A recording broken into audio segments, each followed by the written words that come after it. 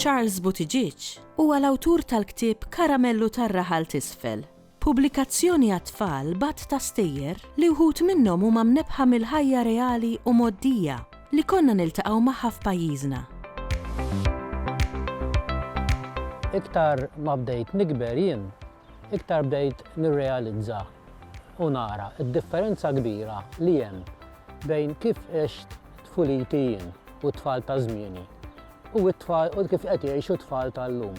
Aħna meta konna żgħar aħna laqqas television ma kellna. Aħseb wara kemm ma kellniex il-computer, il-mobile u dawn l-affarijiet sbieħ li għandna llum.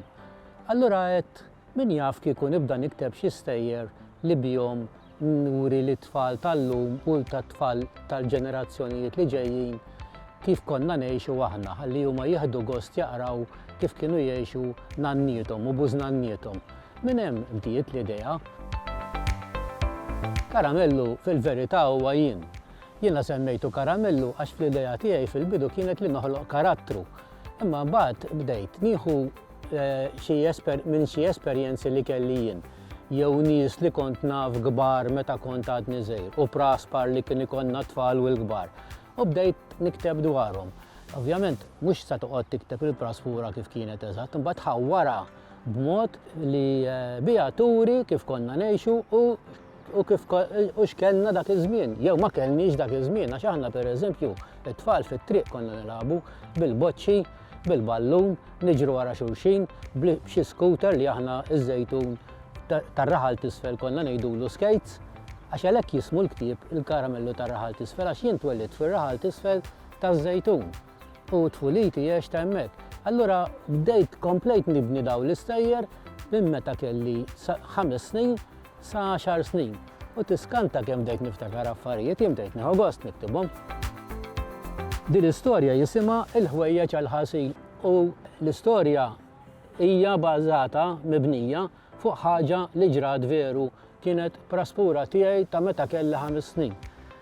Mela, il-familja ta' Karamellu kienet toqgħod fis-sular ta' fuq fl-istess dar tan-nanniet tiegħu min-naħa ta' ommu. Fid-dar kienet ma kellhomx magna tal-ħasil tal-ħwejjeġ li taħdem bl-elettriku. Il-mamma tiegħu kienet taħsil il-ħwejjeġ b'idejha.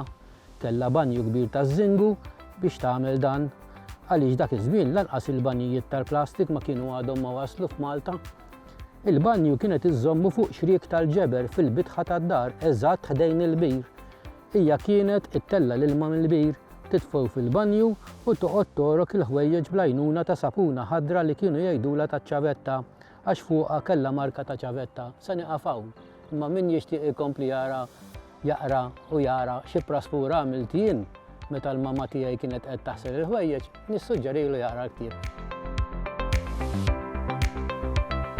Jien tlaqt mill-punt illi jkun għat-tfal bejn 5 u 10 snin, 11 sena, 12 sena, dik l-età.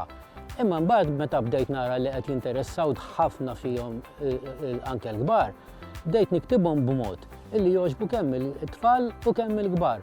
U l-ktieb s'issa milli jidher qed jintoġob sew kemm iż-żgħar u kemm il-kbar u qed nieħu gost.